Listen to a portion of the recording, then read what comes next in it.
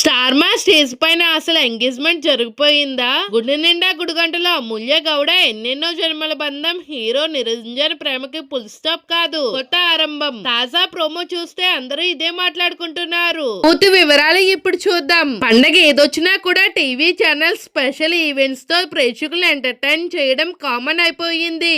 ముఖ్యంగా ప్రేమలో ఉన్న సెలబ్రిటీ జంటలను స్టేజ్ పైకి తీసుకొచ్చి వాళ్ళతో రొమాంటిక్ మూమెంట్స్ క్రియేట్ చేయడం, రింగులు తొలగించడం, సర్ప్రైజ్ ప్లాన్ చేయడం గత కొన్నాళ్ళుగా చూస్తూనే ఉన్నాము. అయితే ఈసారి స్టార్ మా మాత్రం అందరి దృష్టిని ఆకర్షించే ఒక సూపర్ కపుల్ ని స్టేజ్ పైకి తీసుకువచ్చింది. వాళ్ళెవరో కాదు, గుండె నిండా గుడి గంటలు సీరియల్ హీరోయిన్ అమూల్య గౌడ, ఎన్నెన్నో జన్మల బంధం హీరో నిరంజన్. ఇద్దరు చాలా కాలంగా ప్రేమలో ఉన్నారనే వార్తలు ఇప్పటికే సోషల్ మీడియాలో వైరల్ అవుతూనే ఉన్నాయి. కానీ ఇప్పుడు విడుదలైన తాజా ప్రోమోలో మాత్రం ఇద్దరిని ఒకే స్టేజ్ పై తీసుకువచ్చి రింగులు మార్చడంతో అందరూ షాక్ అవుతున్నారు. ప్రోమోలో ఇద్దరు ఒకరిని ఒకరు చూసుకుంటూ నవ్వుకోవడం, ఆ తర్వాత రింగులు తొడిగించుకోవడం, అక్కడ ఉన్న వాళ్ళంతా క్లాప్స్ తో అభినందించడం చూసిన అభిమానులు కూడా ఫుల్ ఖుషి అవుతున్నారు. ఈ సీన్ చూసిన తర్వాత సోషల్ మీడియాలో ఇది నిజంగానే ఎంగేజ్మెంటా లేక షో కోసం ఏమైనా స్పెషల్ సర్ప్రైజ్ మాత్రమేనా అంటూ చర్చలు మొదలయ్యాయి. అయితే ప్రస్తుతం బయటకు వచ్చిన సమాచారం ప్రకారం